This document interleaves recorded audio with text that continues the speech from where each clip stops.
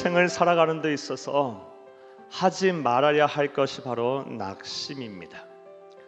그런데 이것이 신앙생활에 끼치는 해악 또한 이루 말할 수가 없습니다. 특별히 이 낙심이라는 것이 우리에게 찾아오면 거의 모든 성도님들이 이 신앙의 패배주의에 빠지게 됩니다.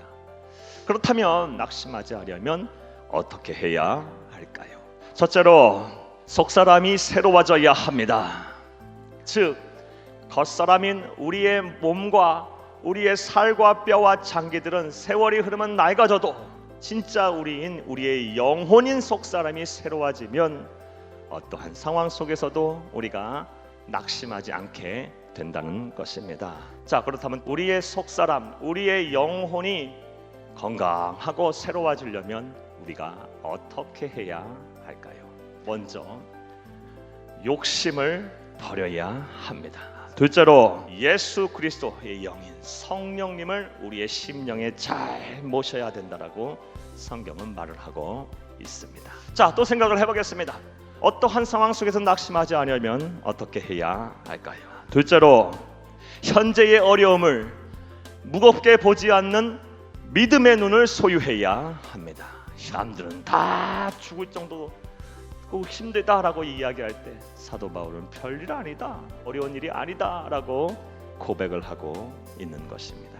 어떻게 사도 바울이 이렇게 고난 앞에서 그의 인식과 태도는 우리와 너무 다를까요? 왜냐하면 사도 바울은 고난 속에서 늘 하나님의 은혜를 찾고 하나님의 은혜를 보았기 때문입니다. 나아가서 고난을 통해서 하나님으로부터 철저하게 훈련을 받았기 때문이에요.